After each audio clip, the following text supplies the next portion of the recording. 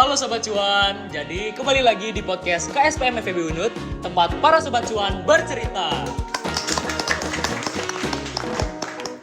Nah, jadi untuk nemenin malam minggu Sobat Cuan sekalian, kita punya satu segmen nih. Nah, teman-teman udah tahu belum segmennya apaan? Apa tuh Mbak Messi? Belum tahu ya? Oke, jadi aku spill aja ya. Untuk segmen kali ini itu adalah Show Me Your Persona. Tell me everything what you got.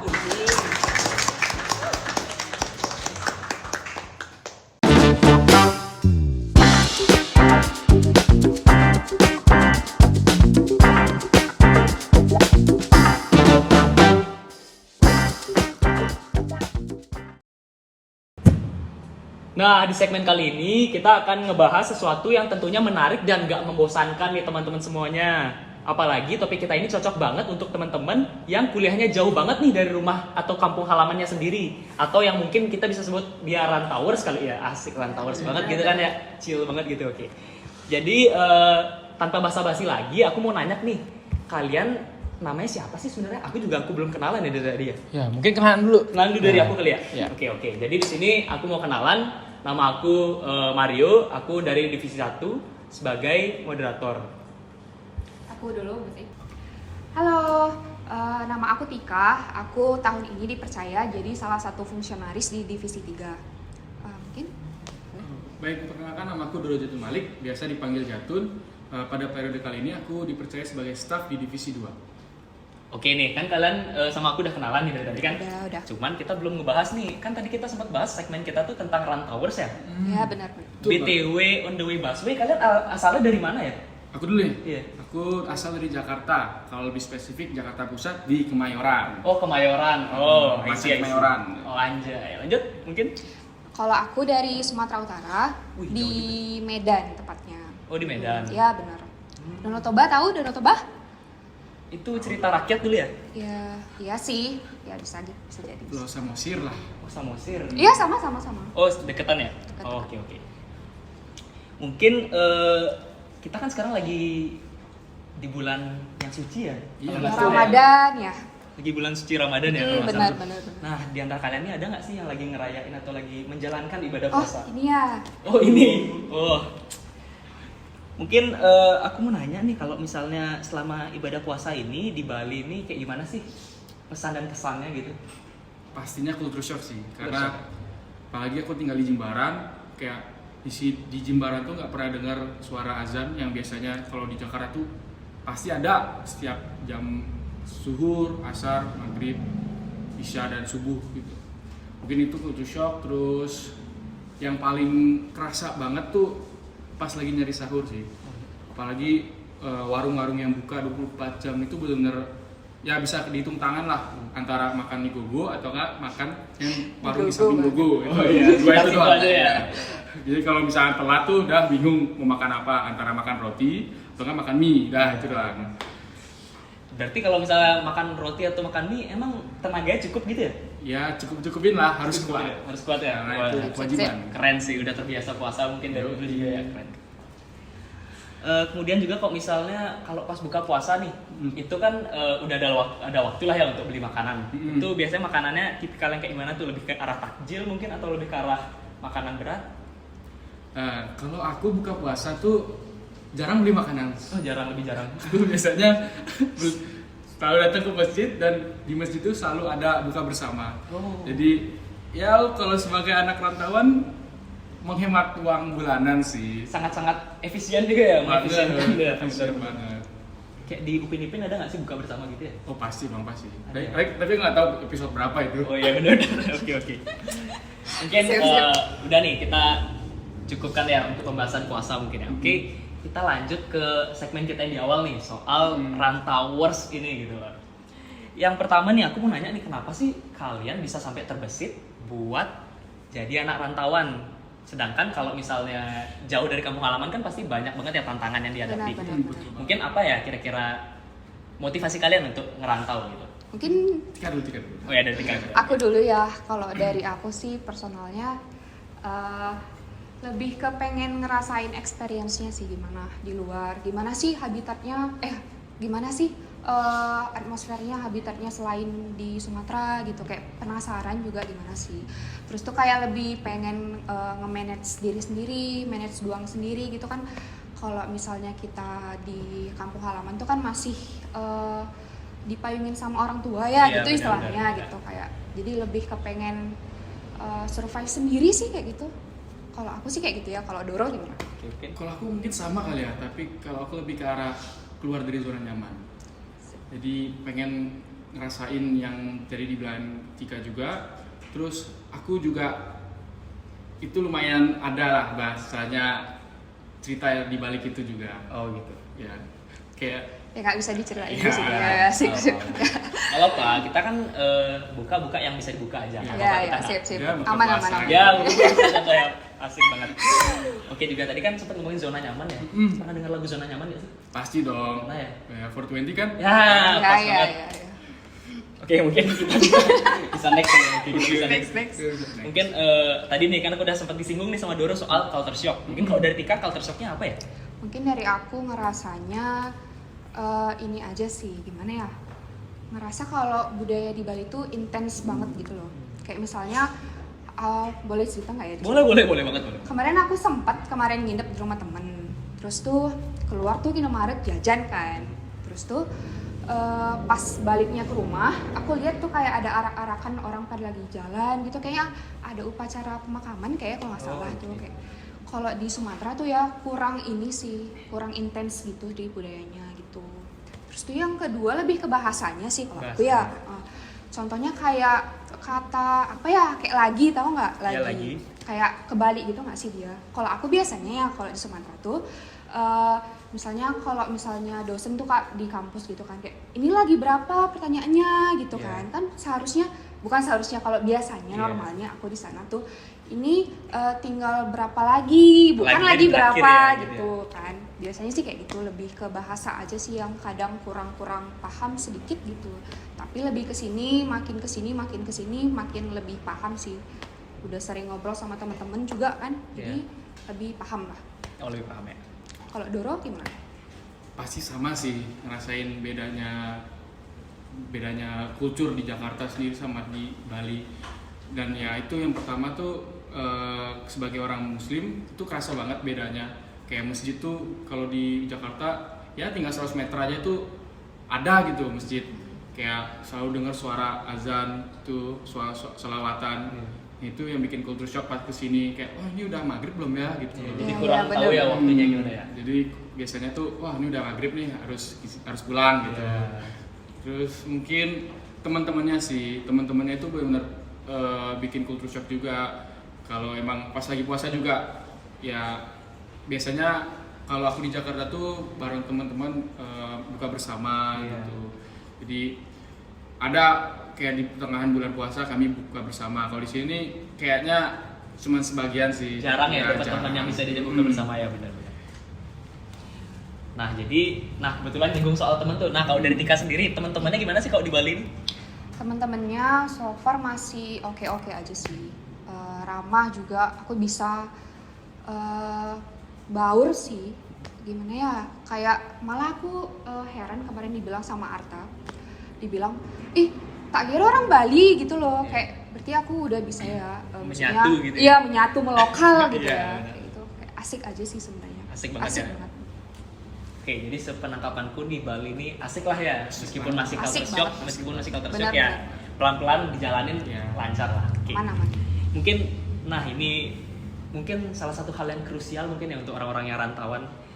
Homesick itu kalian pernah dengar nggak sih istilah homesick gitu? Pasti. Pernah ya? Ngalamin juga sih. Ngalamin juga ya. Nah, ngomongin ngalamin, boleh nggak sih diceritain mungkin homesick yang kayak gimana sih dirasainnya? Aku dulu ya. Iya boleh. Kalau aku ngerasain homesick tuh pertama kali pas baru pertama kali di Bali sih gitu. Kayak ngerasain banget atmosfernya beda banget. Soalnya kan jarak dari Medan ke Bali tuh kan kisaran 4 jam kalau naik pesawat tuh ya. Oh, iya. Jadi kayak kerasa banget sih sebenarnya. Terus tuh kayak, tapi sekarang kan udah video call, bisa chattingan, bisa telepon. Jadi sekarang homesick sih nggak terlalu lagi sih. Dulu pertama awal-awal banget baru sering homesick. Oke. Sekarang nggak lagi, udah biasa, Udah biasa ya? Oke. biasa aman. Mungkin bisa lanjut ke Doro? Sama sih, homesick pasti pernah sekali 2 kali gitu ya. Kayak lagi di kamar sendirian di malam-malam tuh kayak lagi main HP dia, aduh kangen gitu sama orang tua, sama teman-teman di rumah, karena kan biasanya sering ajak mau nongkrong gitu di Jaksel ya. Ya, sih, Jaksel banget ya orangnya. Oke. Jalan-jalan gitu di Blok M gitu. Oh, Blok M. Makan gultik, tahu gultik? Kurang tahu. Gultik itu apaan sih, saudara? Gulai tikung. Jadi itu dia ada di Jaksel, kalau nggak salah di Blok M itu dia jualan gulai itu lumayan rame banget. Jadi kalau kami itu nongkrong ya malam-malam gitu, ya namanya juga anak remaja, mencari mengeksplor Jakarta. Jadi kita muter-muter Jakarta. Itu yang bikin cocok kayak, biasanya keluar-keluar jam segini, jalan-jalan sama temen itu sih ya. Lebih karena itunya ya. Rindu teman-teman juga di sana berarti ya. Nah, mungkin aku sedikit inggung nih soal teman lagi. Mungkin kalau keberadaan teman kalian yang di Bali ini masih membuat kalian homesick nggak sih? Mungkin dengan adanya teman itu kalian jadi lebih terbantu untuk menghilangkan rasa homesick gitu mungkin?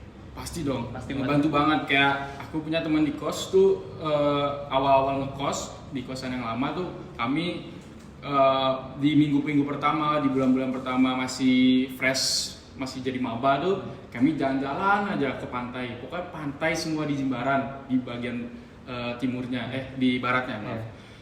Kami tuh jalan-jalan, sunsetan, terus di Karangboma Cliff tuh. Karangboma ya. Nah itu kami liatin sunset sampai benar-benar gelap. Terus kami ke Dreamland. Jadi itu mungkin mengobati rasa homesick sih. Terus kalau sekarang kan udah mulai pindah kosan, jadi teman-temannya mulai beda lagi. Ya yang teman kos baru ini biasanya ngajak main Mobile Legends sih. Mobile Legends jadi ya. merindu, bisa menghilangkan rindu itulah. Benar. Oke. Mungkin kalau dari Tika? Lebih sering main sama teman aja sih. Teman-teman pada mampir ke kosan gitu. Kadang kerja kelompok bisa di luar gitu kan, jadi pada main bareng-bareng, jadi lama-lama lupa deh homesick gitu. Nggak homesick lagi deh gitu sih dari aku mungkin. Ya, berarti sejauh ini homesick itu udah bisa teratasi lah ya dengan adanya teman-teman gitu ya. Oke. Mungkin ya aku mau ada pertanyaan lagi. Kalian selama di Bali ini kan pastilah kalian pergi ke kampus, pergi ke pantai tadi. Itu kalian biasanya naik kendaraan apa sih? Mungkin kalian masih bareng teman atau mungkin udah ada kendaraan pribadi gitu mungkin? Mungkin dari Tika bisa dulu. Oh, kalau aku ya jujur karena aku belum bisa naik motor, belum yang proper banget kalau buat ke jalan raya gitu. Jadi aku biasanya nebeng sama teman. Jadi biasanya teman-teman kalau emang lagi kosong gitu, teman-teman pada mampir ke kosan dulu, disinggahin dulu, baru berangkat bareng ke kampus. Kalau enggak, emang biasanya aku jalan dari kosan gitu, karena biasanya kan kalau memang temennya pada nggak bisa gitu, biasanya aku jalan sendiri karena jarak dari kosan ke kampus tuh lumayan dekat. Oh, lumayan dekat. 7 menitan jalan sampai kelas sampai. Oh, oke. Terus tuh transportasi yang lain lebih ke Gojek, ke Grab gitu kalau misalnya urgent banget gitu. Kalau misalnya ke kampus yang Sudirman, itu bisa naik Sarbagita sih aku biasanya. Wah, keren banget tuh. Kok bisa sampai kepikiran naik bus? Ya, gitu? soalnya kan gratis ya. Lumayan banget sih. Biasanya aku naik di benar. Memanfaatkan banget soalnya tinggal kasih tunjuk KTM kan, udah gratis Rp0 gitu sih.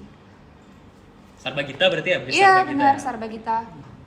Mungkin dari Doro? Kalau aku sendiri sebagai cowok gitu ya, pasti nggak mungkin di kosan doang, pasti nongkrong juga. Jadi aku ngumpulin duit untuk beli motor second di sini. Wah, keren banget sih. Keren. Sebagai anak rantauan semua ngumpulin duit buat beli motor tuh suatu apa ya? Suatu achievement lah bisa dibilang ya kayak. Benar. Keren. Aku salut banget sama Doro. Oke, mungkin setelah kendaraan nih, gimana sih rasanya, aku ungkit lagi sedikit ya, rasanya tinggal di Bali dan lingkungannya. Mungkin lebih ke arah lingkungan yang lebih di arah sekitar kalian, lebih spesifik lagi nih. Misalkan di kos, mungkin kebudayaan di kos tuh kayak gimana, lingkungan di kos tuh kayak gimana, mungkin bisa diceritain dulu dari Doro. Mungkin sama aja ya. Sama aja ya. Kami, kalau aku ya, kalau soal Jumat itu kan biasanya dapat makanan gratis gitu kan. Kayak lama agak gini ya, agak sangat pelit. Jadi Hitungan aku banget gitu ya. kalau soal Jumat tuh biasa dapat nasi bungkus, jadi aku ambil 2. Jadi aku bawa 1 buat temen aku di kos. Wah, itu keren banget sih, salut banget sih sama temennya sampai rela ngambilin gitu ya. Keren. Sebagai sesama rantauers saling membantu gitu istilahnya. Iya sih, wah ya temenku kalau yang di kos itu kayak bukan rantauers sih, Oh, bukan lebih ke rantauers. arah dia orang Rumahnya Bali. jauh gitu ya? rumahnya PPP jauh, gitu dia. iya. Rumahnya di ujung Bali, Ujung barat. Bali. Oh, jauh juga tuh. Nggak mungkin dia PP dong. Mungkin PP. Iya, benar. Iya, Langsung benar, kos ya, benar. benar. Iya. Mungkin dari Tika. Aku lebih ke orangnya ramah-ramah sih, bener-bener ramah banget. Soalnya di lingkungan aku tuh kan masih banyak yang keluarga-keluarga sebenarnya, karena yang jagain kos pun keluarga gitu. Jadi bener-bener ramah sih. Aku dulu cerita lagi boleh nggak ya? ini? Boleh banget. Aku dulu tuh pernah awal-awal ngekos nih gitu, jalan ke Indomaret depan gitu kan. Terus tuh ketemu sama ibu-ibu sama bapak-bapak lagi kayak lagi ada acara gitu. Acara apa aku nggak tahu ya.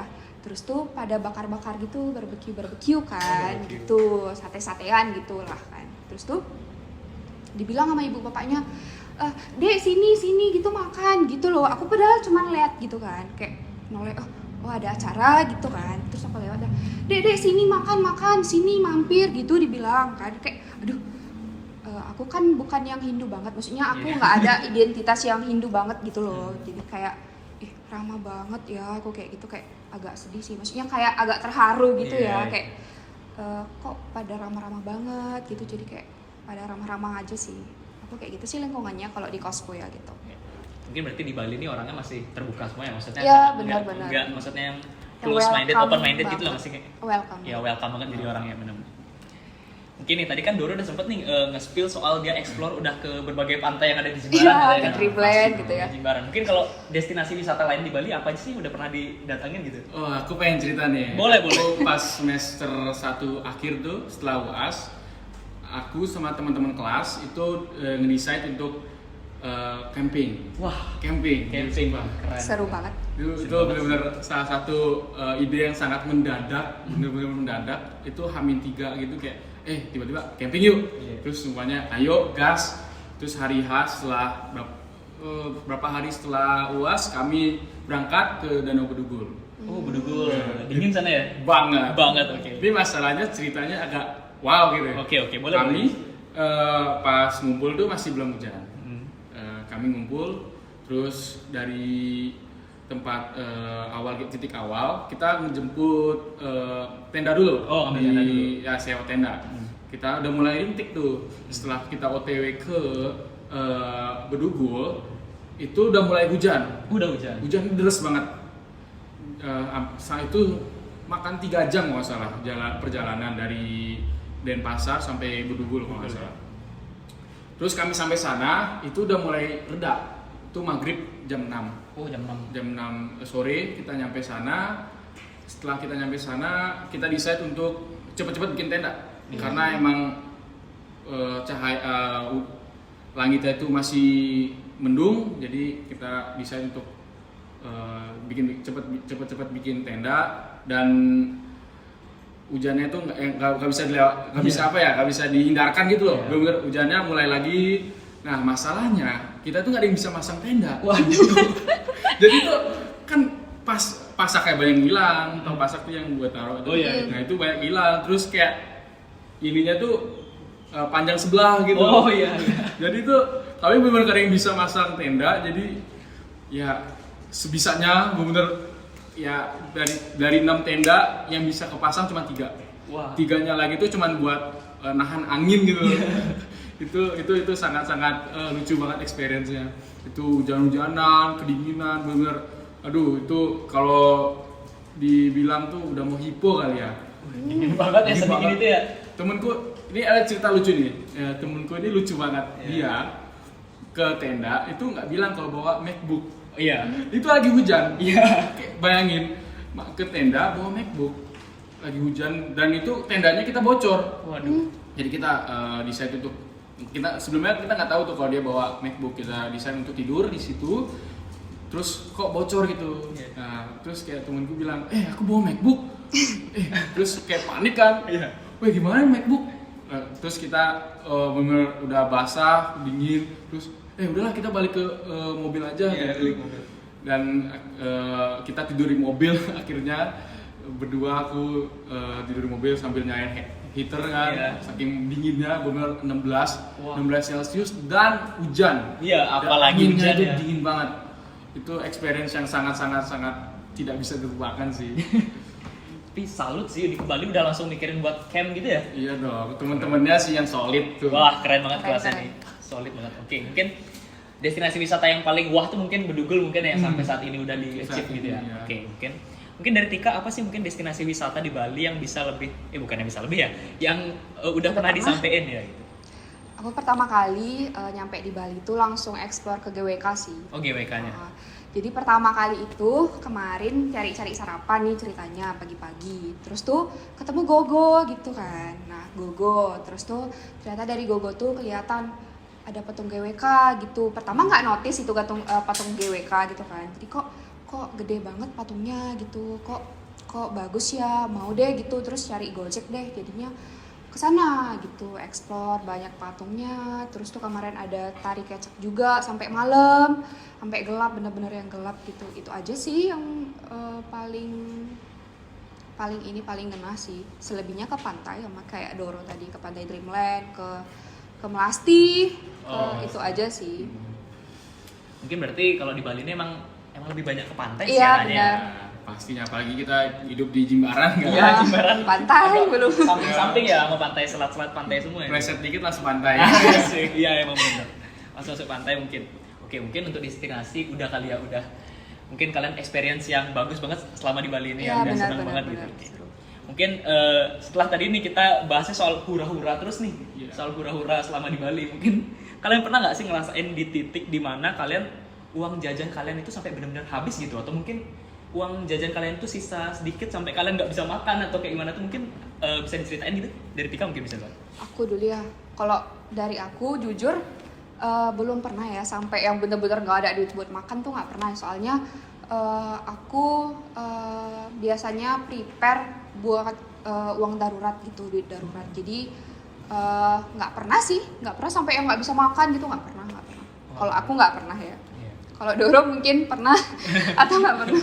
Kalau aku sih sejujurnya belum pernah. Aku berusaha untuk ada safety net. Jadi ada kalau misalkan uang habis tuh ya itu kan urgent jatuhnya urgent. Jadi aku pakai uang tabungan. Iya. Jadi apapun yang urgent pasti aku harus ada safety net dan ada uang darurat lah bahasanya. darurat ya istilahnya. Kalian keren-keren banget sih sebagai anak rantauan tuh masih memikirkan untuk finansial selama di sini gitu ya. Maksudnya Iya, nggak ngabisin banget gitu kan. Ada mungkin beberapa orang yang all out gitu untuk di Bali liburan dan segala macam gitu. Iya. Tapi kalian sangat-sangat bagus lah, tertata dan rapi gitu untuk keuangannya. Mungkin boleh nggak sih aku minta tips dari kalian gimana sih cara hemat sebagai anak rantauan atau rantauers tadi yang kita bilang itu? Kalau aku ya Oke.